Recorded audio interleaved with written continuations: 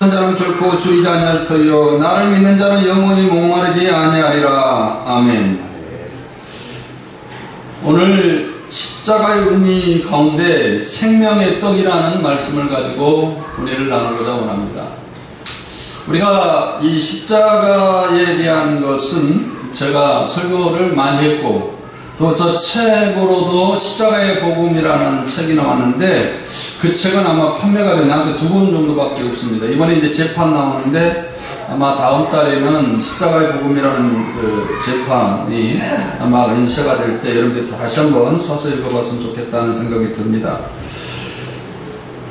십자가의 의미는 마태, 마가, 누가, 요한 그리고 고린도전서, 고린도후서에 잘 기록되어 있고 종합적으로 기록되어 있는 데는 히브리서입니다.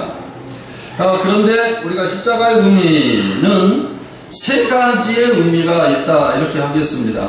여러분들이 잘 아는 나의 죄를 인하여 십자가에 흘린 언약의 피라는 마태, 마가에 나오는 언약의 피의 개념이 있어요. 두 번째 개념은 누가복음과 사도 바울이 주장하고 있는 새 언약이라는 말씀입니다. 세 번째의 십자가의 그 의미는 오늘 본 말씀에 이 살과 이 피는 예수님이 찢기는 살과 이 피는 생명의 양식이다, 이 생명의 떡이다, 생명의 음료다라는 요한복음만 특별하게 기록하고 있다라는 거예요. 그래서 십자가 의미는 3가지의 의미를 갖고 있다라는 겁니다. 한번 찾아보겠습니다. 마태복음 26장 28절. 십자가에 흘리는 피와 십자가의 살의 의미를 성경은 어떻게 이야기를 하는가라는 거예요. 많은 사람들이 하나만 꽂혀 있는데 그것은 하나에 꽂혀 있으면 늘 성경을 왜곡시킬 수가 있어요. 종합적인 그 성경을 왜곡될 때가 참 많은데 마태복음 26장 28절 같이 한번 읽어보겠습니다. 시작. 이것은 죄 사함을 얻게 하려고 많은 사람을 위하여 흘리는 바 뭐라고요? 나의 피. 이것이 뭐라고요? 언약의 피다 라고 이야기를 하고 있어요. 마가복음도 똑같이 주장합니다. 마가복음 예수님의 살과 피를 언약의 피라라고 주장해요. 마가복음 14장 24절.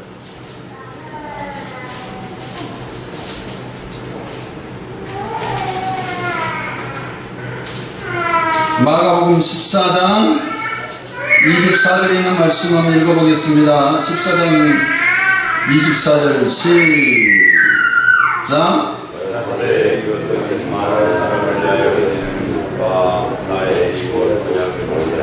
뭐라고요? 이르시되 이것은 많은 사람을 위하여 흘리는 나의 피, 곧 언약의 피다. 이 마태와 마가는 예수님이 십자가에 흘리는 피와 살이 언약의 피다라고, 이 피는 언약의 피다라고 해석을 하고 있습니다. 그러나 다른 성경에는 누가복음에 보면 이 언약의 피다라고 말하지 않아요. 누가복음은 보충하고 있죠. 이 언약의 피 가지고는 예수님 십자가 의미를 다 설명할 수가 없으니까 누가복음 22장 20절 한번 찾아 읽겠습니다. 이 마태와 마가는 십자가 의미를 같이 해석을 하고 있고 이걸 보충하기 위해서 누가는 22장 20절에 보면 같이 한번 읽겠습니다. 22장 20절 시작. 저녁 먹은 후에 잠도와 같이 하여 이르시되 이 잔은 피로 세운 새 언약이니 곧 너희를 위하여 부은 것이라. 뭐라고요? 지금 예수님께서 이 제자들에게 십자가에 돌아가시기 위해서 성만찬을 똑같이 합니다. 아까 성만찬을 나눌 때 내가 십자가에 돌아간 이 살과 피는 언약의 피다라고 마태 마가는 이야기가 똑같은 말씀인데 오늘 본 말씀 누가복음 22장에 보면 이것은 피로 세우신, 아까는 흘리신 피의 새 언약이다, 언약의 피라라고 이야기했는데 피로 세운 뭐라고요? 새 언약이다. 아까는 흘리는 바, 이건 언약의 피라는 거고, 오늘 보면 여기는 피로 세운, 예수님이 이 피로 세운 새 언약이다 라는 것에 강조를 두고 있어요. 또 한번 보겠어요. 이 고린도전서에도 11장 25절, 이 누가복음 견해가 똑같아요. 고린도전서 11장 25절.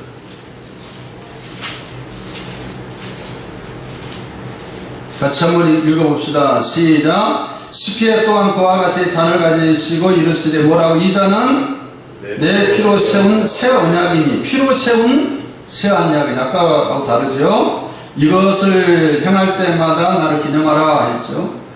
요한복음은 다릅니다. 요한복음은 오늘 본 말씀에 보면 요한복음 6장 보겠어요. 6장 48절.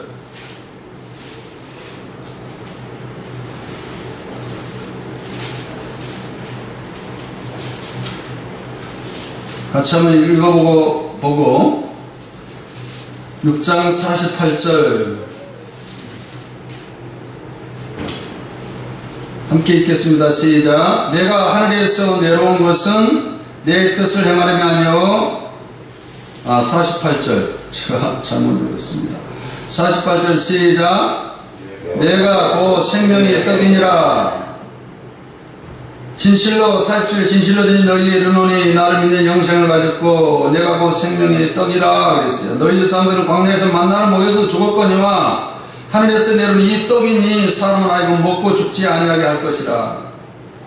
그리고 뭐라고요? 51절에 나는 하늘에서 내려온 살아있는 떡이니 사람이 이 떡을 먹으면 영생하리라. 내가 줄 떡 곧 세상의 생명을 내어 위한 내 살이니라 했습니다.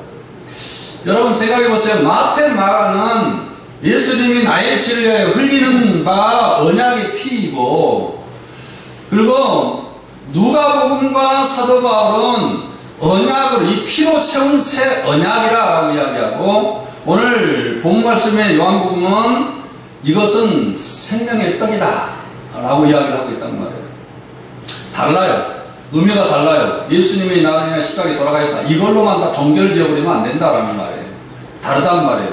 그래서 오늘은 여러분들이 다른 이야기를 많이 들었기 때문에 그걸 주제로 잡는 것이 아니라 오늘은 생명의 떡에 대한 것만 주제로 잡고 오늘 말씀을 깊이 전하려고 합니다. 그래서 마태, 마가, 누가, 요한은 이번에 고난주간 새벽기도 기간에 저 책을 가지고, 물론 이제 거기 책에 나와 있지 않은 것들 많을 텐데, 그걸 가지고 이번 고난주간에 예수님의 십자가의 의미라는 것을 가지고 여러분들이 은혜를 나누려고 합니다. 그리고 오늘은 이 생명의 떡이라는 것을 여러분들이 생각해 보세요. 이 생명의 떡을 먹지 않으면 우리가 내 속에 영생이 없다는 거예요.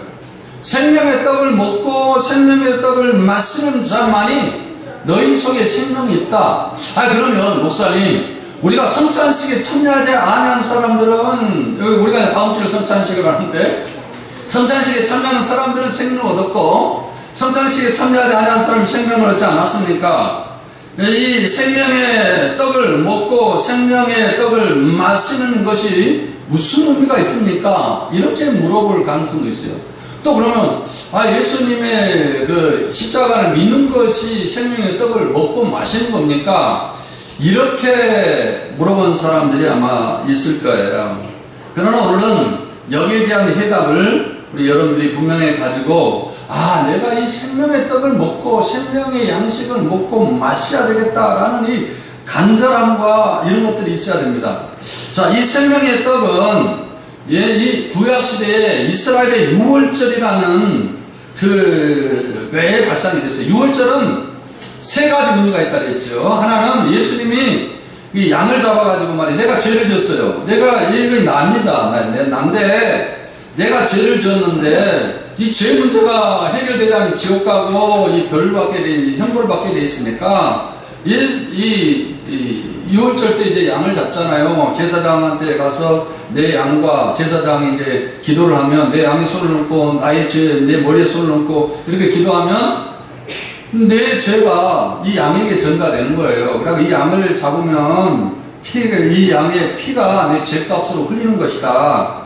라는 것만 유월절의 의미가 있는 것이 아니고, 이건 유월절이 아주 중요한 의미입니다. 첫째 의미일 수도 있겠지만, 두 번째 의미는 뭐냐. 양을 잡고 나서 그 양을 우리의 음식으로 줬단 말이에요. 양식으로 줬다. 생명의 양식으로 줬다. 여러분들이 생각해 보세요. 예수님의 십자가 의미만 알면 그것이 내가 양식을 먹고 마시는 의미가 되겠는가? 예수님이 6월절에 피 뿌림만 있어요. 나의 죄인이나 피 뿌린다. 이것만 있으면 의미가 해결되는 것인가? 구원받은 것인가? 물론 그건 구원을 하나님께서 한 것이기 때문에 어떨지는 모르겠지만 그것은 완전한 복음이라고 이야기하기는 너무나 부족한 점이 많다라는 거예요. 두 번째 의미는 뭐냐면 뿌리는 양을 나의 음식으로 나의 생명의 떡으로 먹는 것이 6월절의 두 번째 의미입니다. 그래서 제자들이죠. 예수님께 십자가에 못 박기 전에 예수님의 식탁에 모여가지고 6월절에 예수님께서 제자들에게 똑같이 이야기했죠.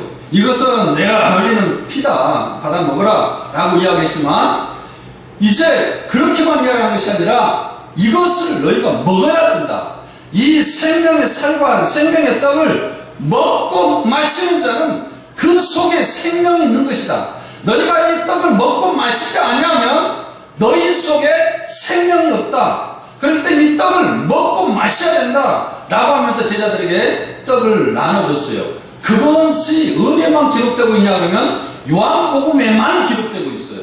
요한복음을 해석을 안 하면, 요한복음을 모르면 예수님의 떡을 먹고 마시는 의미를 전혀 모르는 겁니다.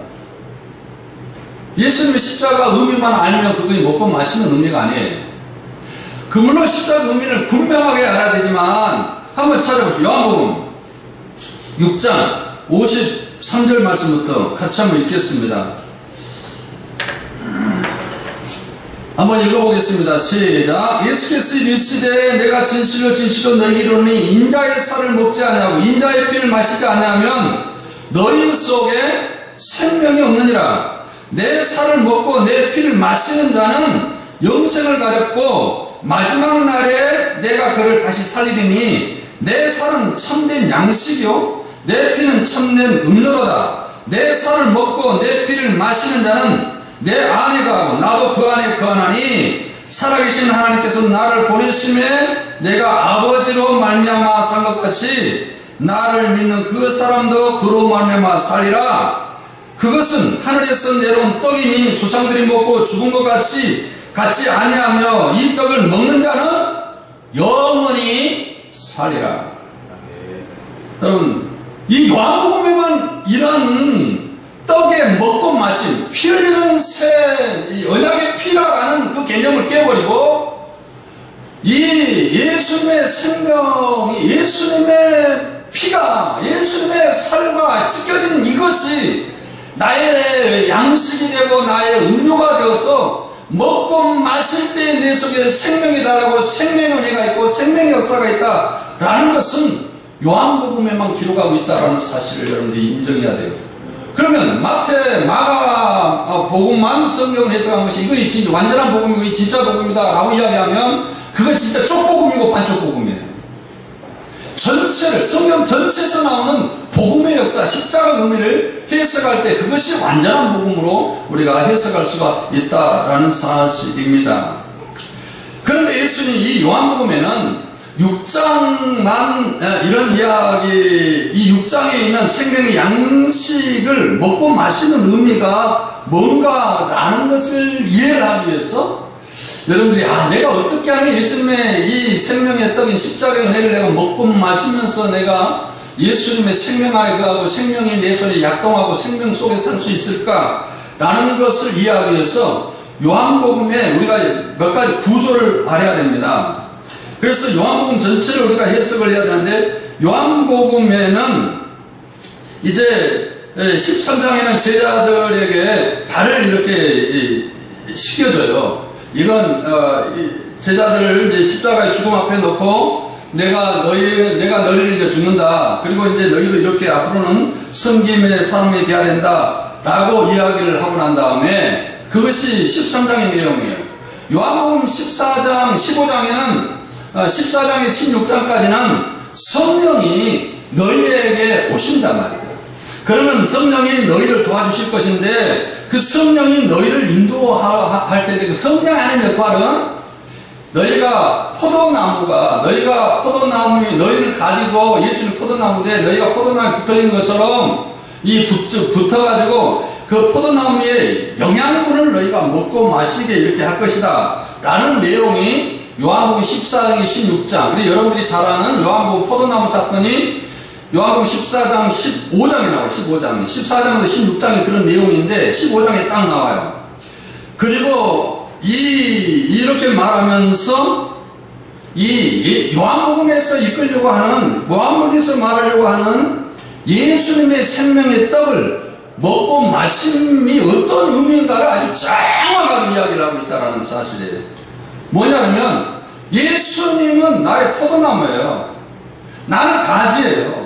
거기에서 포도나무에서 이 뿌리에서 영양분을 공급해가지고 가지를 쫙 이렇게 주면 그 가지가 이제 그 영양분을 받고 영양분을 먹고 마시면서 예수 성령을 통하여서 예수님 십자가의 은혜와 이 영양분을 먹고 마시면서 내 속에 생명이 약동을 하는 거예요.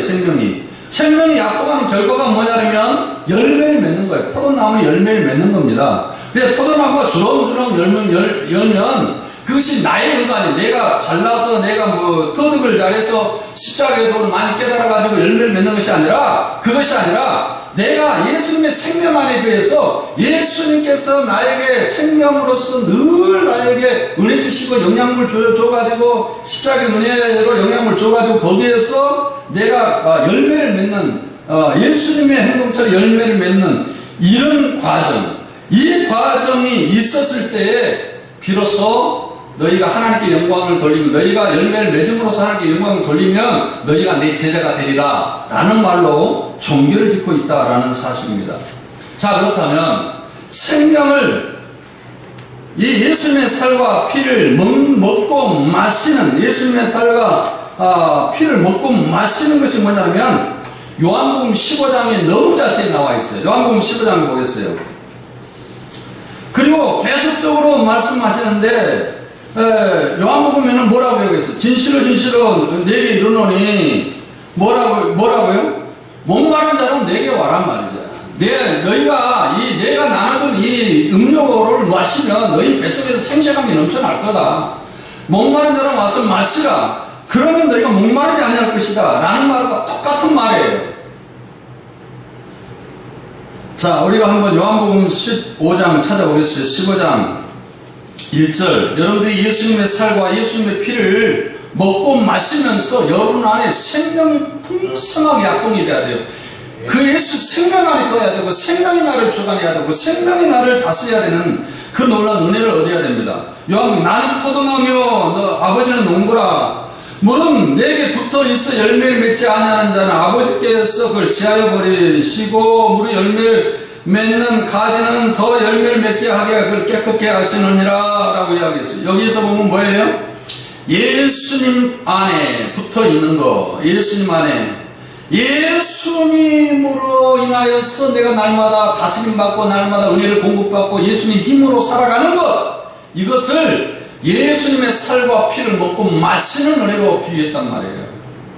다시 말해서 여러분이 아무리 십자가의 도를 깨닫고 한다 할지라도 예수님의 십자가의 은혜가 나를 다스리고 나를 주관하고 예수님의 능력이, 예수님의 힘이, 예수님의 역사가, 예수님의 십자가의 그 은혜가 나에게 들어와서 내가 먹고 마심으로써 나에게 힘이 날 때, 예수님의 생명이 내 안에서 약동이 될 때, 거기에가 생명이 있고 그 예수 안에 생명이 있다라는 거예요. 도를 하나 깨달아가지고 그 도를 깨닫는 것을 인하여서 그것에 생명이 있는 것이 아니라, 여러분들이 이걸 알아야 돼요. 요즘 말이죠, 교회가 도덕적으로 타락했다라기보다는 신학자들은 교리적으로 타락했어요.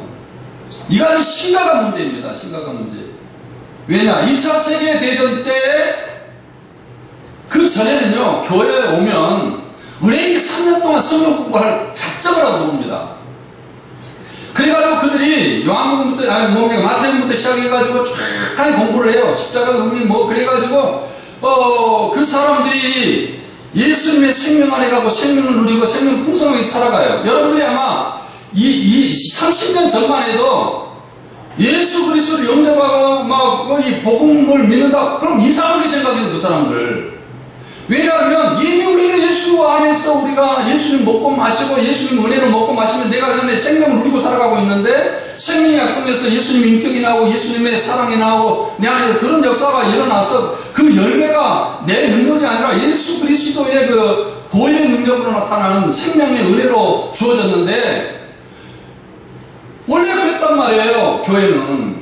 그런데 2차 세계대전이 터지고 난 다음에 사람들이 교회를 못 나온 거예요, 교회를. 그러니까 전쟁터에 군인들이 한 달에 한 번 나오든지 아니면 6개월에 한 번 나오고 전쟁 갔다가 6개월에 한 번 나오는데 복음을 듣게 되고 그 다음에 사람들이 군인들이 몰려오기 때문에 몇천 명씩 몰려오잖아요. 막 한 부대가 오니까 그들에게 어떻게 복음을 전할까 생각하다가 이 요약된 복음을 쓰는 게 시작해요. 오늘 예수 그리스도를 믿으면 오늘 뭐 마음속에 영접하면 천국 갑니다. 할렐루야! 그래서 막 영접시키고 그랬던 겁니다. 그건 극단적인 뭡니까? 교회를 못 나온 사람들에게 하나님의 복음을 요약이 극단적으로 지금 처방하는 거예요. 처방하는 거. 이게 비정상적인 복음이죠, 사실은. 근데 그 비정상적인 복음이 지금 기독교 역사의 최고의 정점이라고 생각하고 있는 거예요. 기독교 역사의 최고 정점, 그 정점이 아니에요. 제가 엘리야가 갈멜산에서 높이 기도하는 거 그 4시간밖에, 오후 4시간밖에 안 돼요. 거기에서, 하늘에서 불이 떨어지는 것은. 그 4시간이 이 엘리야의 최고의 정점이라고 생각해요. 성경 그걸 말하고 있지 않아요.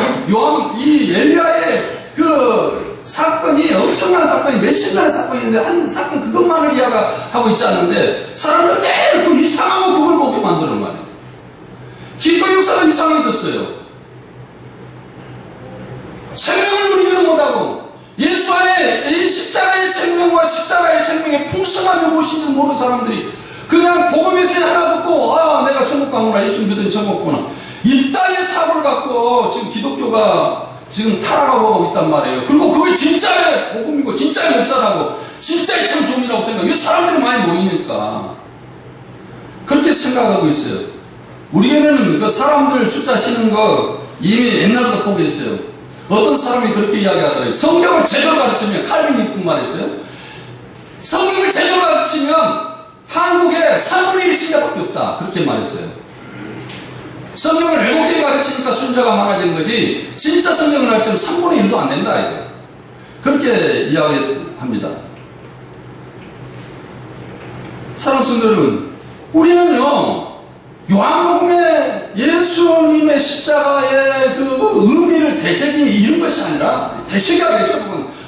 그건 하나님 예수님의 은혜는 늘 십자가를 통하여 오니까 나에게 여러분의 죄 문제도 십자가를 통하여 승리 문제도 십자가를 통하여 오고 내가 말이죠 이 질병 가운데 살아가는 것도 십자가를 통하여서 우리가 늘 십자가에 출발하고 십자가에서 옵니다. 그래서 이 십자가의 생명과 십자가의 은혜가 기독교의 핵심인 사실이에요. 사실. 그러나 그것을 먹고 마시는 것은 성도들이 하지 못하고 있다는 거예요. 예수님의 생명을 먹고 마시고 예수님의 생명이 내 안에서 약동하는 것 이것을 사람들이 신자들이 실패하고 있단 말이에요. 허울진 어떤 그 극단적으로 처방한 그 이상한 메시지 하나를 붙잡고 살아가는 것이 얼마나 성도들에게 피폐한 그 영생인지. 예수님은 그런 영생을 준 적이 없어요. 그리고 한번 보세요. 열매를 맺는다면 나의 계명을 지키라는 거죠. 그리고 8절에 너희가 요한복음 15장 8절 너희가 열매를 많이 맺으면 내 아버지께서 영광을 받으실 것이요 너희가 내 제자가 되리라. 7절에 뭐라고 이야기했어요? 너희가 내 안에 거하고 내 말이 너희 안에 거하면 무엇이든지 원하는 대로 구하라 그러면 이루리라 해놓고 너희가 열매를 많이 맺으면 이 말은요 7절과 8절 이런 뜻이에요. 예수님 안에 내가 예수님 포 안에 붙어가지고 예수님과 먹고 마시면서 예수님의 생명으로 예수님의 다스림으로 예수님의 은혜로 내가 이렇게 살아가게 되면 나의 행동에서 자동적으로 열매가 나온다는 열매가 내 안에서 여러분 생각해보세요. 포도나무에서 줄기에서 자주 영양분을 가지고 주면 가지가 그거 먹고, 야, 나 좋다. 먹고 마시고 편안하다. 이런 가지가 어디 있어요? 그 가지는요, 포도 열매를 맺게 돼 있어요. 뭐 사랑의 열매, 뭔 열매, 여러 가지 빨간 열매, 이렇게 포도도 뭐 열매를 맺으면서 어떨 처음에는 신포도가 맺지만 다음에는 큰 극산 포도가 이게 맺혀지는 거죠. 그것은 뭐냐면 이 줄기에서 막 영양분을 공급해 주니까. 그러나 영양분을 못 공급해 줘요. 그러면 줄기가 빼짝 말라. 그냥 열매가요, 단맛이 없어. 그리고 이상하게 빼짝 열매가 맺혀버리고 맙니다. 이러면요, 하나님께 영광이 안 되는 거예요. 하나님께 영광은요, 여러분들이 신앙의 열매를 맺을 때만 가능해요. 보세요. 너희가 열매를 많이 맺으면 아버지께 영광을 받으실 것이요.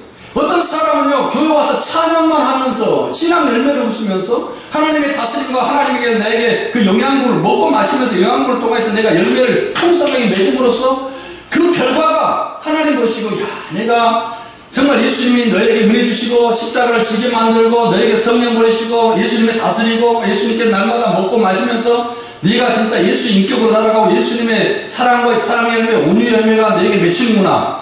그러면서 그걸 보면서 하나님 영광을 받으신 거예요, 스스로가. 이게 찬양을 부르면서 할렐루야 영광 받으셔. 이러면 영광 받은 게 아니에요.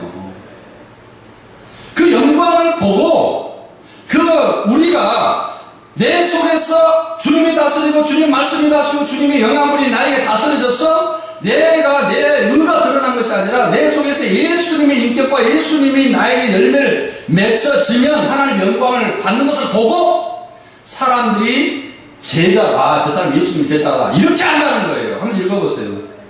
요한복음 원문은 그래요. 원문은 요한복음 15장 8절 시작. 너희가 열매를 많이 맺으면 아버지께 영광을 받을 거예요. 많이 맺으면 아버지 영광을 받을 것이요 너희가 내 제자가 되리라. 6절부터 한번 봐보세요. 5절부터 나는 포도나무요. 그 말을 이 제자라는 말과 열매를 맺는 말의 의미는 5절부터 읽어봐야 돼요. 나는 포도나무요 너희는 가지니 그가 내 안에 내가 그 안에 그 안에 이 사람이 열매를 많이 맺나니 나를 떠나서는 너희가 아무것도 할 수 없습니다.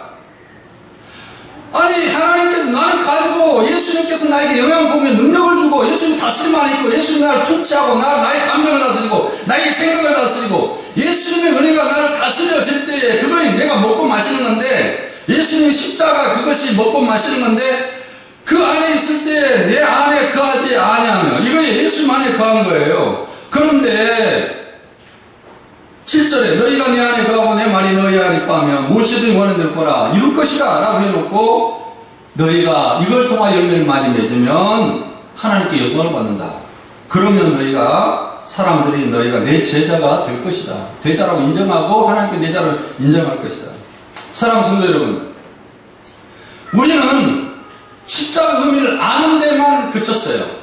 그런 것이 아니라 이제는 십자가 의미를 먹고 마시는데 예수님 영광과 예수님의 은혜와 예수님의 사랑이 나를 완벽하게 지배하고 다스리고 내 감정을 완벽하게 지배하고 다스리는 그런 역사가 있어야 되는 줄 믿습니다. 할렐루야. 네. 이 역사가 나를 지배해야 돼. 이것이 예수님의 삶과 이것이 이 안에 생명이 있는 거예요.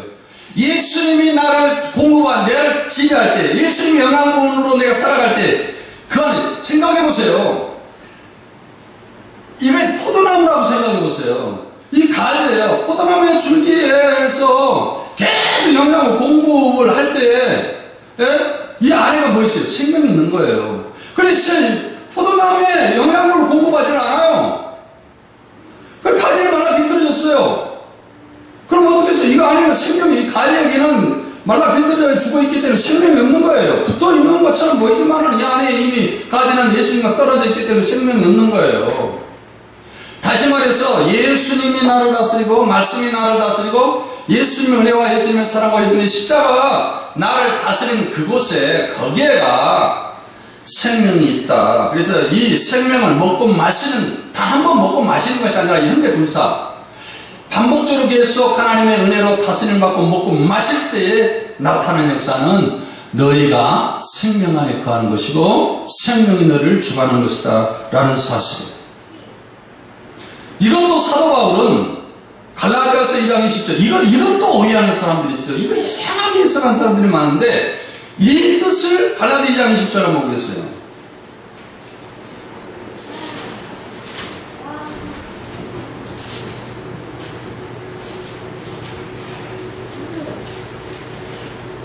내가 그리스도와 함께 십자가에 못 박혔네. 그런데 이제는 내가 산 것이 아니라 오직 내 안에 그리스도께서 사신 것이라.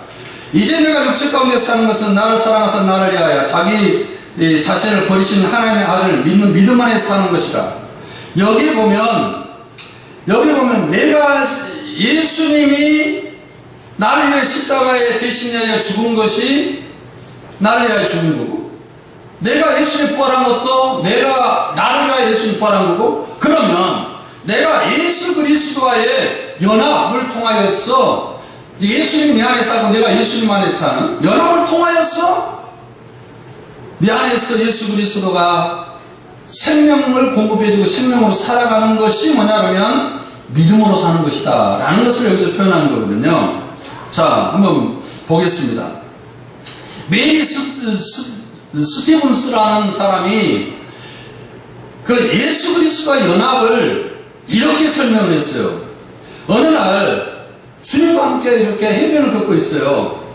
그래 주님과 아름다운 이야기를 한 거예요.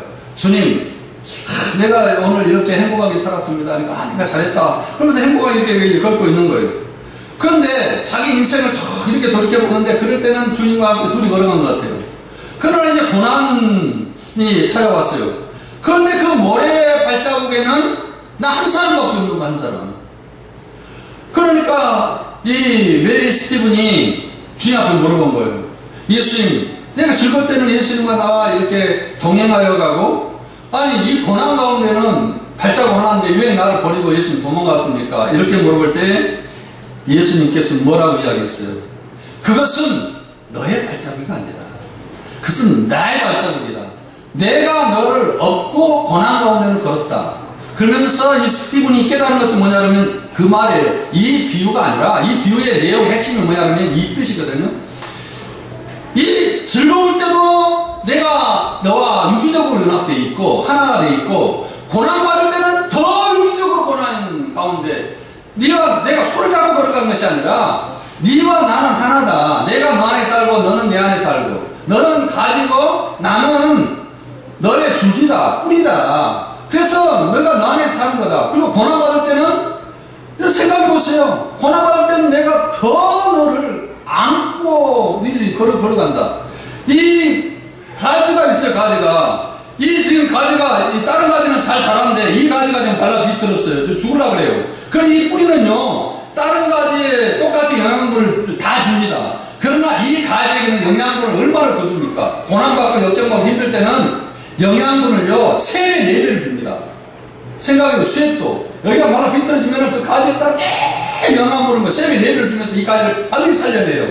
그런 것처럼 이 스티븐이라는 사람이 이 그리스도와 연합을 이야기할 때 두 발자국이라는 예화를 들었어요. 자기 책에서. 우리가 이걸 알아야 돼요. 내 안에서 내가 그리스도의 다스림으로 내 마음에서 여태까지 내가 죄에 거주했지만 이제는 예수 그리스도가 나 안에 거주하고, 내가 죄를 위해 살았지만은 이제 죄를 위해 사는 것이 아니라 예수님의 의가 나를 다스리고, 내가 무능력하게 살았지만은 이제 능력자인 예수 그리스도가 나를 다스리고, 내가 우둔한 자였지만은 예수님의 성령이 나를 지혜로운 자로 나를 다스리고, 그럼으로써 내가 하나님의 예수님의 인격을 내 안에 맺혀져 가는 것, 이것을 가리켜서 예수님의 살과 예수님의 피와 그 은혜를 먹고 마시는 행위라라는 것을 요한복음에는 구체적으로 이야기해요. 그래서 내 안에 예수님이 사셔야 돼요. 예수가 역사해야 돼요. 예수님 나를 다스려야 돼요. 예수님 내 감정을 다스려야 돼요. 여러분들이 감정들에서는 안 됩니다. 예수님이 감정을 컨트롤할 수 있어야 돼요. 그래 예수님이 내 안에 사신 거죠. 그러나 또 하나는 먹고 마시는 개념 가운데 또 하나는 뭐냐면 믿는 개념이 믿는 개념. 갈라디아 2장 20절에 너희가 믿음 안에 사신 것이다 라는 거예요. 믿음으로 살아가는 것이다. 내가 그리스도와 함께 십자가에 못 박혔네. 그런데 이제는 내가 사는 것이 아니라 내 안에 그리스도가 사시는 것이라. 이제 내가 육체 가운데 사는 것은 나를 사 나를 위하여 자기 몸을 버리신 하나님의 아들을 믿는 믿음 안에서 믿음 안에 살아간 것이다. 자, 여러분들이 이 말에 좀 밑줄을 그어놔야 돼. 믿음 안에 사는 것이다 라는 말에 밑줄을 그어놔야 돼. 유효 것만 또 보면 안 돼요. 믿음 안에 살아간 것이 뭐냐라는 거예요. 여러분들이 예수를 믿었지만은 아직까지 육체를 갖고 있는 죄성 육체를 갖고 있기 때문에 죄를 지을 수밖에 없고요.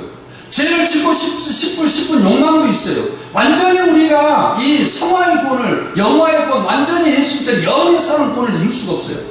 예수님의 재림하자마자 그 구원이 이루어진 거고, 지금은 그런 구원이 이루어지질 않아요. 그래서 내 안에 내가 이제 완전하게 영화구원을 받지 않았기 때문에 지금도 죄에서 넘어지고 죄에서, 그래서 사도가 오라나는 공부한 사람 이 사망에 오면서 누가 나를 건져낼고 그랬어요. 그러나 이 절망과 탄식 앞에 오라나는 공부한 사람이라다 라고 이야기를 하지만은 예수님의 생명과 예수님이 나를 다스리고 예수님이 나를 다스리면서 예수님 안에서 내가 그 절망 가운데 늘 공급해 주잖아요. 여러분들이 이 포도는요, 이걸 알아야 돼요. 포도는 이 줄기에가 영양분이 있어요. 그리고 그 추우면 가지에 있는 영양분을 줄기에다가 보충을 해놔요. 그리고 또 따뜻한 기관이 딱 줘요. 이 가지에다 영양분을 줘요. 그렇잖아요. 그러니까 포도가 춥고 더운 이 간만의 차가 심한 지역일수록 포도가 답니다. 다. 그런 것처럼 우리도 마찬가지예요. 포도나무에 닥칠 때는 절망하고 좌절하고 막 그래요. 그러나 예수님의 십자가로서 또 다시 한번 생기를 얻고 다시 한번 힘을 얻고 다시 한번 능력이 있으면 사도가 오라나는 공부한 사람이다. 그렇게 이야기하고 그 다음에 뭐라고 이야기하는지 아세요? 그 다음에 로마서 7장 24 오라나는 공부한 사람이 사망에 누가 내를 건져낼까? 로마 7장 25절에는 이제 그리스도 안에 있는 자는 결코 정죄함이 없나니 이는 예수 그리스도 안에 있는 생명의 성령의 법이 죄의 사망에서 나를 해방하였습니다. 절망 가운데 있고 죄 가운데 있고 거기에 죄 가운데 내가 신음하고 있을 때 다시 한번 예수님께서 나에게 공급해 주신 힘으로, 십자가의 능력으로, 공급의 힘으로, 하나님의 다스림으로 내가 살아갈 때 이것이 뭐라고 이야기하냐면 성령의 법이 죄와 사망의 법에서 내 몸에서 해방시켜줬다. 해방시켜줬다. 그래서 우리 죄와 우겨쌈을 당하고 망할 것 같은 죄에서 사로잡힐지라도 예수님의 살을 먹고 예수님의 피를 마시는 자는 살아나는 역사가 있다 라고 여기서 이야기를 하고 있답니다. 사는 성도들, 우리는 어쩌면 시들어버린 말라 비틀어진 예수님의 십자가의 능력도 없고 예수님의 사랑도 없고 예수님의 은혜도 없는 말라 비틀어져 있는 그런 줄기일지도 모릅니다. 그러나 하나님께서는 이를 줄기일수록 더 많은 은혜를 줍니다. 죄 가운데 은혜가 더합니다. 하나님은요 반드시 죄가 있는 곳에 은혜를 더 주십니다. 죄가 많은 교회에 은혜가 풍성합니다.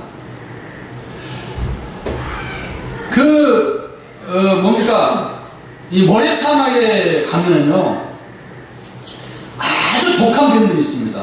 뭐 이렇게 품어버리면 죽기도 하고 눈도 실명이 되고 또 물리면은 죽기도 하는 뱀이 많은 곳에는요 반드시 하나님께서 거기에 풀이나 나무를 그 주위에 주셨어요. 뱀 주위에는, 그 독사의 뱀 주위에는 가장 해독이 빠른 나무를 주셨어요. 그게 하나님의 영적인 원리예요. 왜? 그 독사에 물리면 빨리 그걸 해독. 그래서 그 뱀이 있는 곳에는 반드시 하나님께서 해독제를 주셨어요. 그거 찾아보면 다 있답니다. 그런 것처럼 우리가 시들어버리고 정말 힘이 없었을 때 하나님께서 오늘도 은혜 주시고, 나에게 은혜 주시는 목적은 뭐냐면 내가 비틀어져 있기 때문에, 말라있기 때문에 다시 예수 그리스도의 다스림과 예수님의 생명의 양식을 먹고 마심으로써 다시 힘을 얻도록 하나님께서 우리에게 하기 위해서 나에게 은혜 주신다라는 사실을 여러분 기억해야 됩니다. 네. 여기서 일었어야지. 은혜 주실 때, 힘 주실 때 일었어야지. 은혜를 거부하면 안 됩니다. 이제는 그것은 이제 생명이 없는 거예요. 이제 죽어가는 겁니다. 은혜 주실 때에 내가 먹고 마시고, 은혜 주실 때에 마음대로 먹고 풍성히 먹고 내 안에서 예수님 열매를 맺도록 해야 됩니다. 그래서 열매가 풍성하게 자랄 수 있도록. 그래서 성령의 법은 내 안에 금화 법이었는데 거기에 사랑과 온유와 이런 열매들이 맺는데 성령의 법을 금할 수가 없어요. 왜냐? 성령이 나를 다스리고 통제할 때에 내 안에서 정적으로 나온 것이 열매입니다. 아무리 악한 생각을 갖다 할지라도 성령의 은혜를 받으면 악한 생각이 사라집니다. 왜? 성령은 생명이기 때문에. 빛이에요, 빛이. 빛은 생명이에요. 여러분 여기 아름답합니다. 그런데 빛이 빡 들어왔어요. 어둠이 팍 사라집니다. 그런 것처럼 내가 아무리 세상적이고 아무리 음탕하고 아무리 불도덕적이라 할지라도 하나님의 은혜가 내 안에 풍성하게 가면요, 그 생각들이 상식간에 어둠을 사라지면 사라져요. 죄와 사망의 법에서 성령의 법이 너희를 해방하는 역사가 있다는 것. 그것은 뭐냐면 너희가 예수님의 살과 생명을, 이적인 생명과 살을 먹고 마실 때만이 하나님의 역사가 내 속에서 일어난다라는 사실입니다. 성도 여러분, 이제 고난주간입니다. 고난은 어떤 십자가의 운명을 깨닫는 것이 고난이 아니에요. 그것을 위해서 십자가 유월절을 우리에게 주시는 것이 목적이 아닙니다. 여러분들 죽어있는, 세상의 풍속을 따라 죽어있는 여러분들에게 예수님의 다스리는 성령을 주시기 위해서, 성령으로 다스리는 그 역사를 주시기 위해서, 생명의 법을 여러분이 주시기 위해서 예수님께서 고난주간에 십자가에 돌아가신 거예요. 우리는요, 항시 성령을 이해할 때 그렇게 이해를 해서 안 돼요. 성부 사역과 성령 사역과 성자 하나님의 사역이 다르다? 같습니다. 같아요. 성령을 창조할 때 성령 창조이고 성자 하나님 창조이고 성부 하나님 창조했어요. 우리를 구원할 때 성자 하나님, 성부 하나님, 성령 하나님 다 창조했어요. 이거 분리하니까 안 되는 거예요. 분리하니까. 십자가로 성령과 예수님과 성부 하나님 분리해서 안 됩니다. 그거 아주 큰 모순에 빠집니다. 그러므로 여러분, 이 고난주간에 살아나는 역사가, 내 영혼을 소생시키는 역사가 있어지기를 예수님으로 축복합니다. 기도하겠습니다. 하나님 아버지, 이제 예수 그리스도의 십자가의 강에 뛰어들기를 원합니다. 이제 그 십자가의 강에 뛰어들어서 예수님의 십자가로 시침받을 뿐만 아니라 예수 그리스도의 십자가를 먹고 마심으로써 내가 새 생기를 얻기를 원합니다. 예수님의 줄기에서 내가 영양분을 공급받아서 예수님의 인격과 예수님의 은혜로 열매를 맺기를 원하오니 네 안에 생명이 있기를 원합니다. 생명으로 풍성하게 거하기를 원합니다. 주여, 이 고난주간에 은혜를 주시옵소서. 고난주간에 축복하여 주시옵소서. 예수님 이름으로 기도드렸습니다. 아멘.